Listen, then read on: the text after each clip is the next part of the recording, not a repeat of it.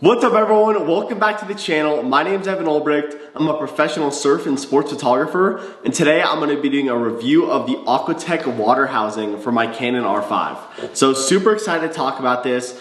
I haven't really talked about this housing much, and I've been using it for 7 years now. I had the old model for the 70D, and this one's for my R5. So super excited to talk about this. Got a couple main points that we're going to cover that I think are super important for water housing. So let's get right into it. The first thing that I want to talk about is build quality and durability. So right off the bat, you can tell this thing's a monster. The super thick panel on the back, and then even just the sides, like you're not gonna break this thing. I've even driven this thing like into the ground a couple times doing surf photography, and like there's maybe a couple little scratches on here that you can't even really tell. And the build quality and durability of this whole thing is just awesome. Little GoPro mount on here, this thing's super sturdy. The back, there's all these controls as well, and all these controls are built super well, obviously. I've hit some of these sometimes, done a ton of stuff surfing, gone in huge waves, gone in probably the biggest was like 15-foot waves, so gone in some pretty big waves with this, done shore break photography, like laying on the sand,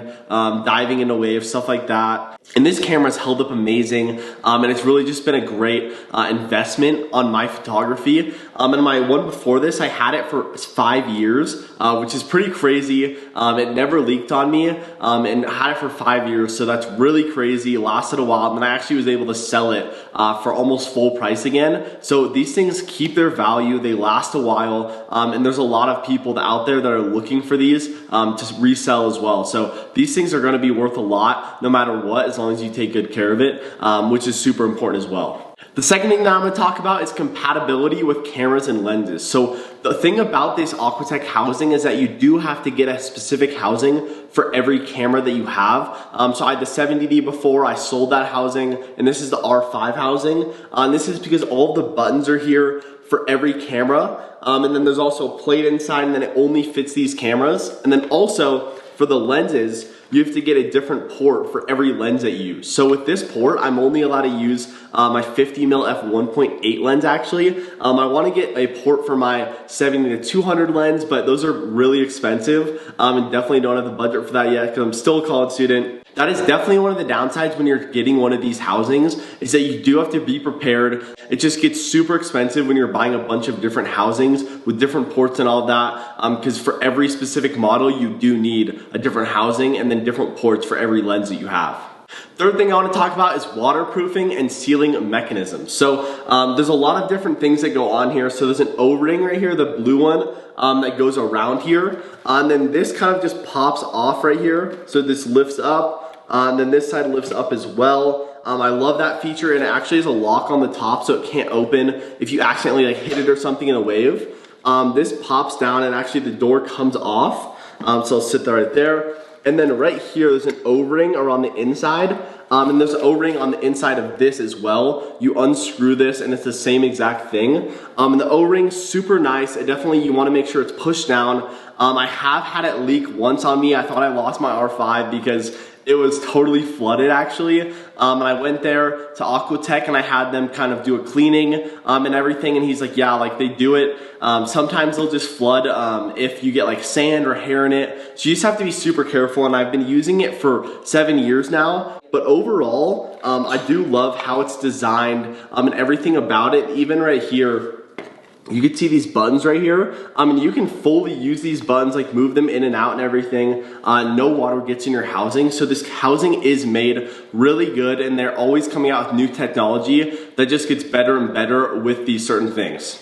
All right, so the fourth thing I'm gonna talk about is performance in real world conditions. So how does this actually perform? What's my experience using this housing? I would definitely recommend this housing to anyone who has done surf photography for a little bit now and actually wants to kind of get jobs doing it, or shoot professionally, stuff like that. This housing has been amazing for me. As I said, I've used this for around 7 years. And overall, this housing I think is a great investment because I have had this housing already for 2 years and it's in amazing condition. I've never had to replace anything or anything like that. I do want to get another port, which can be expensive. So you definitely have to be a little bit careful about what you're trying to do and what your budget is, because if you're not trying to have that big of a budget, it's definitely tough to get one of these housings because if you want different ports, stuff like that, you can end up paying a couple $1,000s easily. Overall though, this housing has served me amazing with the photos that I've gotten out of it. I haven't done a ton of videos because I'm more of a photographer, but honestly the photos that I've got out of this are amazing. There's actually a couple right behind me, and these photos, obviously printed, these is like 20 by 30, on the ones on the side are 16 by 20 I believe. Yeah, and actually the one behind me right here, I was in Oahu in like 10-foot shore break. The housing held up amazing, got a couple amazing prints. Both of these are actually from Hawaii. Printed both of those pretty big. And the quality is amazing from the Aquatech, because I have seen where other brands, there's a little bit of a glare from the lens right here, or there's like water drops, stuff like that, where I've never had that problem actually. I have had some where it'll kind of pull focus a tiny bit, but as long as you're making sure there's not actually like, you're just taking it right out of the water and shooting, obviously you gotta let it drip for a second to make sure there's no water on the lens. But yeah, overall, I'd say the cost versus value, I would definitely get it if you're really serious into it, because it totally is worth it. I've really had no problems except that one time that it flooded, but I kind of looked it up and talked to a bunch of people and they said that's kind of happened to everyone, and if you use it enough, you're gonna get a piece of hair in the seal, the O-ring, or some sand or something, it's gonna happen. But yeah, for it to only do it once after 7 years is really good, and I love this housing, and honestly I'm probably gonna keep using it for as long as I can. So yeah, I would definitely recommend this housing. And that's all I have for the video today. Thanks for watching. If you have any questions on this Aquatech housing for my R5 or for any other camera, let me know. I would love to answer some more questions down in the comments. If this video helped you out, like and subscribe if you want to see more like this. Yeah, comment down below, share this video, really helps me out, and see you next video.